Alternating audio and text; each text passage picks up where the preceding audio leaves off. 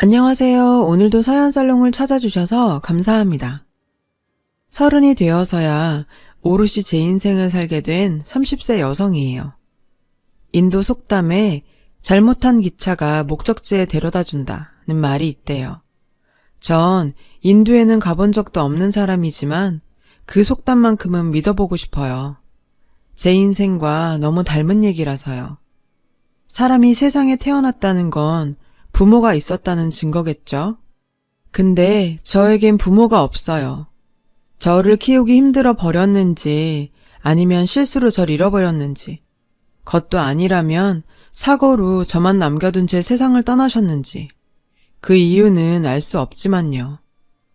제가 춘천에 있는 땡땡 보육원에 오게 된 건 88 올림픽이 한창이던 9월 27일이었대요. 보육원 원장님과 선생님들이 모여서 유도 경기를 보는 중이었죠.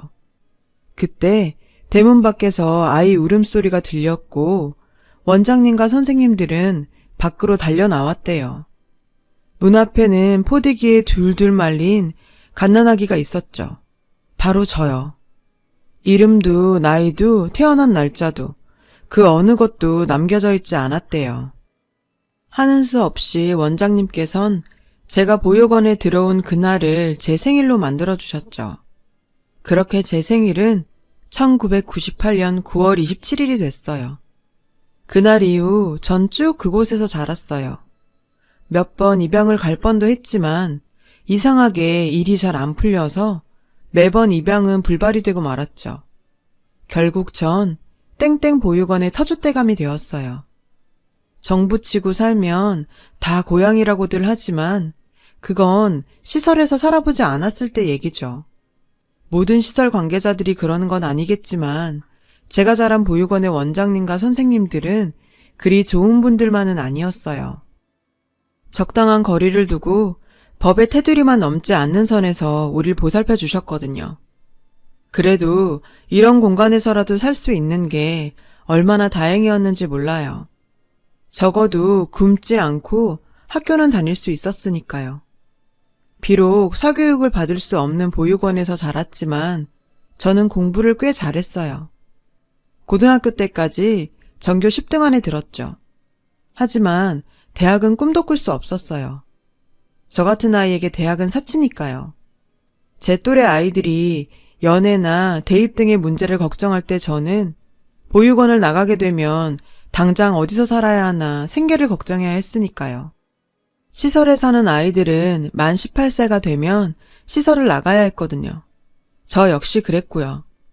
당장 살 곳을 찾는 것부터 암담했어요. 퇴소할 때 받을 수 있는 돈은 고작 500만 원 뿐인데 그걸로 집을 구하고 먹고 입고 생활비까지 다 충당해야 하거든요. 500만 원이 크다면 큰 돈이지만 한 사람이 사회로 나가기 위해 필요한 준비 자금으론 턱없이 부족한 돈이기도 했어요. 그래서 퇴소를 하기 전에 살 집과 일자리를 먼저 구해놔야 하죠. 시설에 사는 아이들은 만 18세가 다가오면 모두 이런 현실적인 문제에 직면하게 돼요. 그리고 그건 저에게 해당되는 일이었고요. 어김없이 저에게도 퇴소 날짜는 다가왔어요. 한 달 뒤면 19년간 살아온 시설을 나가야 했죠. 그 무렵부터 전 매일 밤 악몽에 시달렸어요. 아직 살 곳과 직장을 구하지 못했거든요. 퇴소의 압박감은 엄청났어요. 밥맛도 없고 기운이 쭉 빠져선 거의 시체처럼 하루하루를 보냈죠. 그런데 이런 제 고민을 하늘이 알았던 걸까요? 퇴소 2주 전 극적으로 살 곳이 정해졌어요. 보육원 실장님 덕분이었죠. 보시기에 제 처지가 딱했는지 보육원을 나간 언니들한테 전화를 돌리셨었나 봐요. 그중 안산에 살고 있는 저희 보육원 출신인 수정 언니가 절 받아주겠다고 한 거죠. 수정 언니는 어렴풋이 얼굴이 기억나기는 하지만 저랑은 나이 차이도 많이 나고 그다지 친한 사이는 아니었어요. 같이 어울려 논 기억이 없거든요. 하지만 선택의 여지가 없었죠. 당장 나가 살 곳이 필요했고 절 받아주겠다는 사람은 수정 언니뿐이었으니까요. 그렇게 전 고등학교 졸업식을 마치고 바로 수정 언니가 사는 안산으로 갔어요.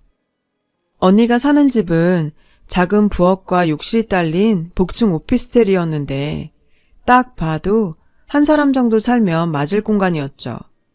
언니는 조금 넓은 1층을, 전 매트리스와 앉은뱅이 책상 하나가 겨우 들어가는 2층을 쓰기로 했어요.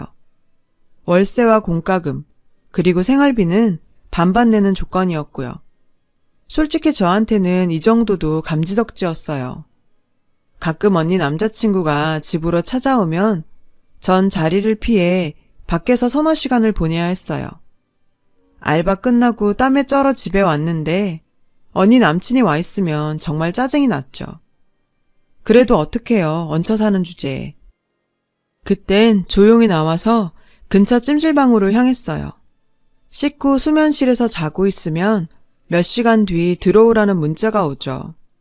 그제야 전 피곤한 몸을 이끌고 집으로 향했어요. 그래서 언니가 남친과 헤어졌다고 했을 때 정말 좋았어요. 이제 찜질방도 안녕이구나 했죠. 근데 안타깝게도 얼마 안 돼 수정 언니는 다른 남자를 사귀게 됐고 여전히 종종 찜질방을 이용해야 했죠. 당시 전 오전엔 편의점에서 일을 하고 저녁 땐 고깃집에서 알바를 하고 있었어요. 하루 2탕을 뛰고 나면 몸은 힘들지만 월세 보증금이라도 모으려면 어쩔 수 없었어요. 같이 사는 수정 언니는 근처 골프장에서 캐디로 일해요. 보니까 벌이가 꽤 괜찮은 것 같더라고요. 게다가 일 특성상 비가 오면 일 안 나가고 그렇게 집에서 쉬기도 하고요. 그래서 처음 언니 집에 들어올 때 저도 언니 따라 캐디 일을 배우고 싶다고 했었죠. 그랬더니 언니가 한사코 반대를 하더라고요. 혼자 쉽게 돈 벌려고 그러나 조금 서운했는데 알고 보니 그 반대였더라고요. 하루에 2만 보 이상 걸어야 할 정도로 힘든 일인데다 사람들 인식이 그리 좋지 않더라고요. 골프장은 주로 연세가 있는 분들이 찾는데 어린 캐디들한테 반말은 기본, 함부로 대하거나 심지어 성추행을 하는 일도 다반사였고요. 언니가 한사코 반대했던 것도 이 때문이었죠. 이제 막 고등학교를 졸업한 아이한테 그런 일을 당하게 하고 싶지 않았대요. 수정 언니 얘기를 들어보니 세상에 돈 버는 일 중 쉬운 일은 없다는 걸 알 수 있었어요. 그래서 전 힘이 들더라도 내 한 몸 부지런히 뛰어서 돈 버는 걸로 만족하기로 했어요. 암튼 그렇게 2년 정도 수정 언니 집에서 같이 살다가 언니가 남친과 결혼을 하게 돼서 그 집을 나가게 됐어요. 이제 정말 혼자 세상에 버려진 것 같았죠. 그동안 식당과 편의점, 전단지 알바 등등 각종 아르바이트를 하며 모았던 돈으로 보증금 300에 월 30짜리 원룸을 얻었어요. 월 30이 얼마 안 되는 돈 같지만 저 같은 하루살이한텐 엄청나게 압박이 되는 돈이었죠. 밤낮으로 여러 탕의 알바를 소화하느라 몸은 힘들었지만 그래도 남에게 손 벌리지 않고 생계를 이어갈 수 있었고 적은 돈이지만 적금도 붓고 살 수 있었습니다. 제 인생에서 나름 행복했던 순간이에요. 하지만 신은 장난꾸러기라서 인간의 행복을 가만히 보고 있지 못한다죠. 그러던 어느 날이었어요. 지친 몸으로 늦은 퇴근길에 나섰고 인적 드문 사거리쯤 왔을 때 건널목을 건너다 뺑소니 사고를 당했어요. 캄캄한 밤 순식간에 달려와 절 치고 간 거라서 전 가해 차량에 대해 아무것도 기억이 나지 않았어요. CCTV는 물론 목격자도 없었죠. 그렇게 전 병원 신세를 져야 했어요. 돌봐줄 사람도 나 대신 일을 처리해줄 사람도 없이 한 달여간 병원 신세를 지게 된 저는 그 후 엄청난 빚에 시달려야 했어요. 뺑소니였기에 병원비를 고스란히 떼어놔야 했거든요. 그뿐인가요? 이번 기간 동안 일을 쉬었으니 수입은 제로였고 다달이 월세며 각종 세금은 따박따박 나가야 했으니까요. 결국 전 대부업체에서 대출을 받아 병원비를 정리했어요. 그걸로 모자라 결국 월세반 보증금까지 헐어먹게 됐어요. 할 수 없이 전 퇴원을 강행했죠. 의사 선생님은 아직은 안 된다고 하셨지만 엄청난 대출 이자와 월세, 그 밖의 생활비의 압박에 어쩔 수 없었어요. 그렇게 전 몸도 온전히 추스르기 전에 돈 때문에 다시 일을 시작해야 했어요. 밤마다 온몸이 부서지는 것 같은 고통이 몰려왔지만 참을 수밖에 없었어요. 대부업체로부터의 불법 추심을 당해보면 육신의 고통은 끔찍한 시달림에 비하면 아무것도 아니란 걸 알 수 있거든요.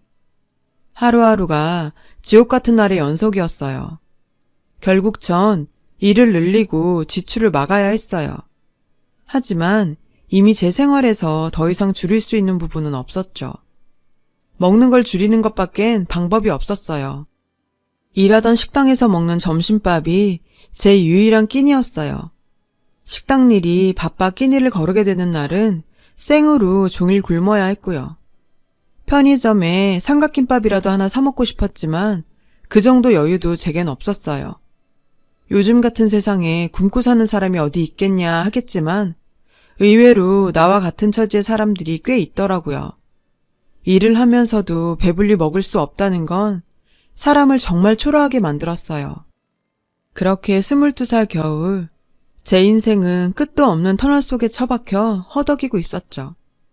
그런 저를 구해준 건 식당 사장님의 친구분이었어요. 젊은 사람이 어떻게 그러고 살아? 아가씨, 그러지 말고 선 한번 볼래? 남자가 학벌도 좋고 인물도 좋아. 이름만 대면 알만한 대기업 출신이고 게다가 돈이 엄청 많다니까. 결혼만 하면 아가씨는 평생 돈 걱정 안 하고 살게 될 거야. 솔직히 솔깃했지만 한편으론 의심이 가기도 했어요. 그렇게 좋은 조건의 남자가 왜 나 같은 여자를? 하지만 내 처지를 생각하면 그런 의심 따위는 문제가 아니었죠. 그래서 정말 제 빚도 다 갚아주시는 거죠? 그렇다니까. 시어머니 자리도 얼마나 좋은지. 아가씨는 그 집에 며느리로 들어만 가면 팔 잡히는 거라니까. 결국 전 사장님 친구분의 소개로 선자리에 나가기로 했어요. 약속 장소에 나가보니 남자는 먼저 와 있더군요. 나이는 40대 초반 정도 돼 보였는데 소개해준 아주머니 말대로 잘생긴 데다 귀티가 난다고 할까? 많이 배운 사람 같다고 할까? 암튼 저와는 다른 세계 사람 같았어요. 근데 이 자리가 불편한 건지 제가 마음에 안 드는 건지 남자는 어두운 표정으로 말없이 그저 앉아있을 뿐이었죠. 전 어떻게든 남자 눈에 잘 보이려고 이런저런 얘기를 떠들어댔죠. 솔직히 제가 말을 하면서도 내가 지금 무슨 소리를 하는 거지 싶을 정도로 정신이 없었어요. 그때였어요. 제 눈에 남자의 휠체어가 들어온 건. 남자의 상대로 왜 나 같은 여자가 뽑혔는지 그 이유가 궁금했는데 바로 이거였죠. 남자에겐 두 다리가 없었어요. 휠체어에 앉아 담요로 하반신을 덮고 있었지만 두 다리의 부분이 비어있는 건 충분히 알아볼 수 있었거든요.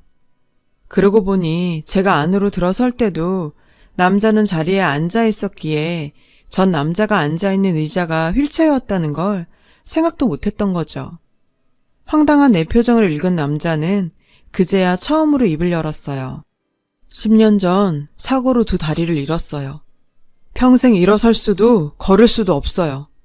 그쪽은 아직 나이도 어리고 앞으로 할 수 있는 일도 많을 텐데 왜 이런 자리에 나왔어요? 왜 나 같은 남자랑 결혼하려는 거냐고요. 지금이라도 거절하세요. 그리고 당신 인생 사세요. 그깟 돈 몇 푼에 하나뿐인 인생 헐값에 팔 생각 말고. 남자는 경멸에 찬 눈빛으로 절 쏘아보며 말했어요. 그런 남자의 시선을 온전히 받으며 전 얘기했죠. 전요, 지금 단돈 100원이라도 준다면 날 팔고 싶은 심정이에요. 그깟 돈 몇 푼에 제 인생은 이미 복구할 수 없을 정도로 망가져버렸으니까요. 이 결혼 아니면 전 제 몸속에 장기라도 빼서 팔아야 해요.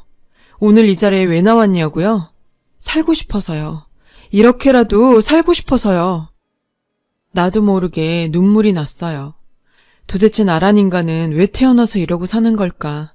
난생 처음 보는 남자 앞에서 그간 내가 살면서 노력했던 모든 것들을 부정당하면서 돈 몇 푼에 몸 팔러 온 여자 취급을 당해야 하는 걸까?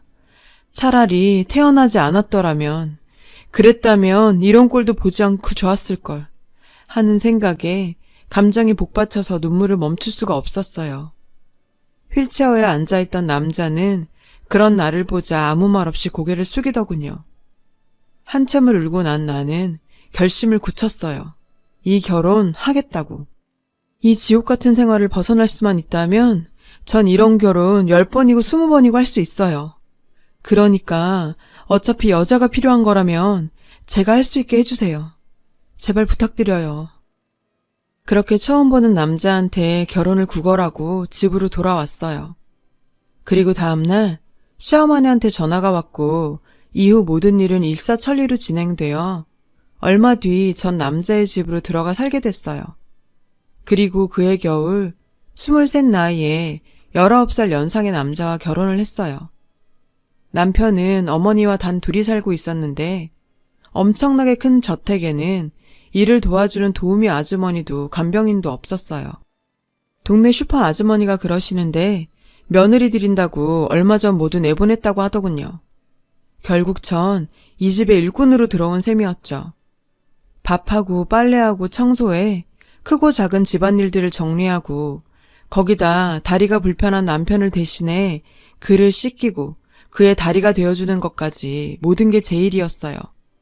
시어머니는 사람들 앞에선 세상 둘도 없는 천사표 시어머니였지만 사람들이 돌아가고 나면 전혀 다른 사람으로 변했어요. 폭언은 기본이고 때에 따라서는 폭력도 행사했죠. 어디서 눈가를 그따위로 떠? 눈 안 깔아? 내가 너 이 집에 들이면서 얼마를 썼는지 알아? 어디서 건방지게 말대꾸야? 여기 아니면 갈 데도 없는 년이. 지 부모한테도 버려진 년을 누가 좋다고 데려가? 네 분수를 알고 살아. 건방지게 나대지 말고. 알았어? 하지만 자신의 아들 앞에선 이런 모습은 온데간데 없이 좋은 시어머니로 변했어요. 시어머니의 폭언과 폭력은 주로 남편의 발이 닿을 수 없는 지하 창고나 주차장에서 벌어졌으니까요. 하지만 전 이런 사실을 남편한테 알릴 수 없었어요. 왜냐면 결혼 전에 시어머니 앞에서 각서를 썼거든요.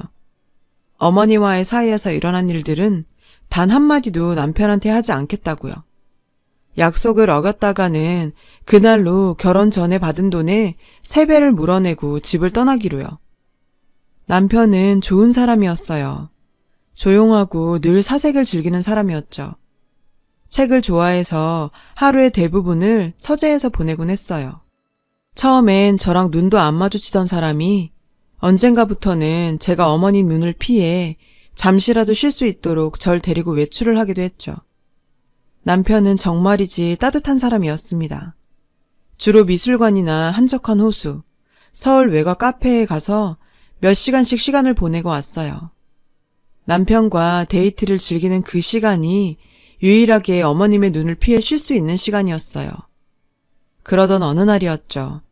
원래 내 꿈은 미디어 아트 디렉터였어요.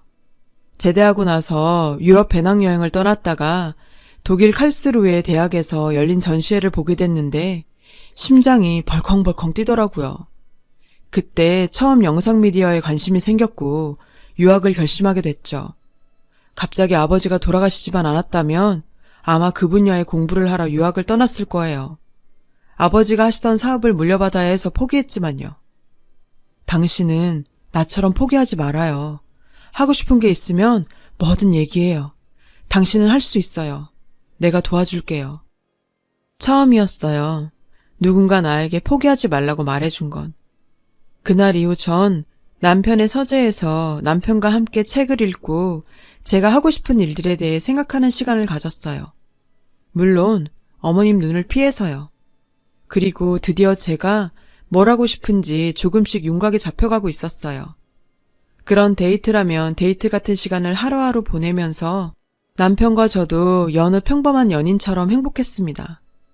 남편의 웃는 모습도 늘어가고 있었죠. 저는 그 웃는 모습이 정말 좋았어요.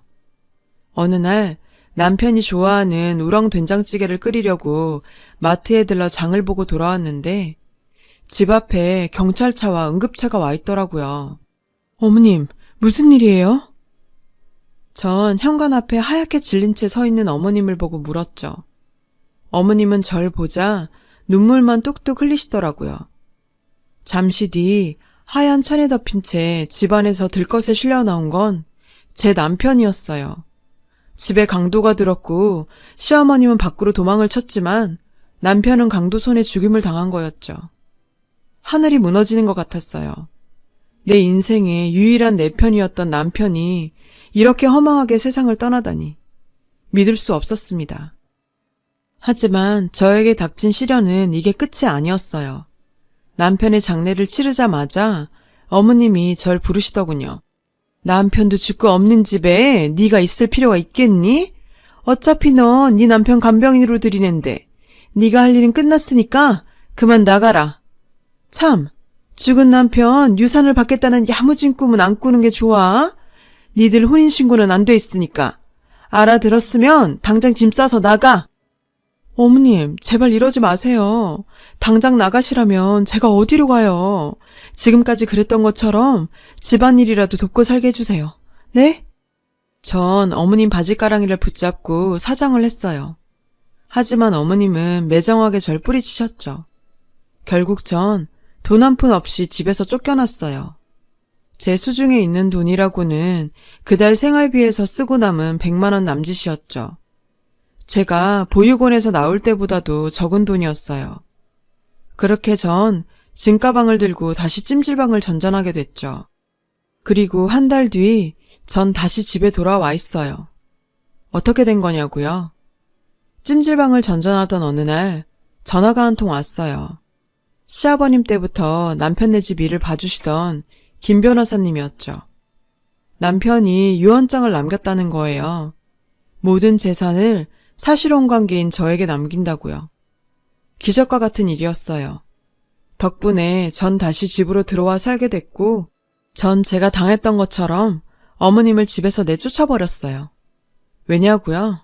남편이 제게 남긴 편지를 통해 알게 됐거든요. 어머님이 남편의 친엄마가 아니란 사실을요. 저 여잔 시아버님의 비서였는데 어머님이 돌아가시자 아버님을 유혹해서 결혼을 했고 그렇게 이 집에 들어온 거였어요.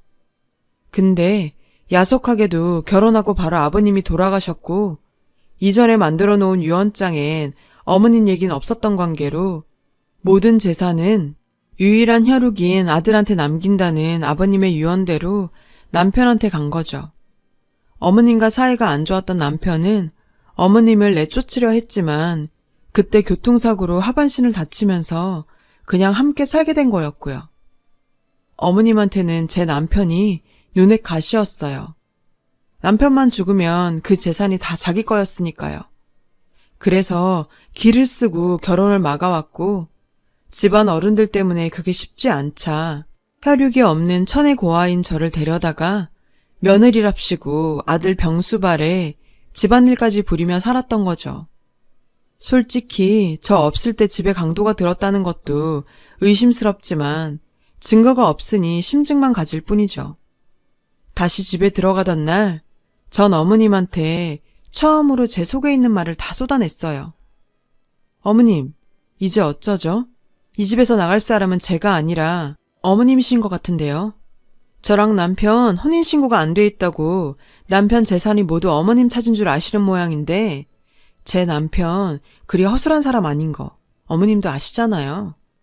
김 변호사님한테 아직 연락 못 받으신 모양인데 이 집 그리고 남편 명의의 부동산과 주식 그 밖에 은행 잔고는 모두 사실혼 관계인 제 앞으로 남긴다고 유언장을 남겼다지 뭐예요. 근데요, 전 어머님한테 당한 걸 이 정도로 끝내지 못하겠어요. 제 남편이 교통사고를 당한 것도 그렇고 갑자기 강도손에 죽임을 당한 것도 그렇고 너무 의심스럽거든요. 어머님이요. 솔직히 물증은 없어요. 근데 심증은 가요.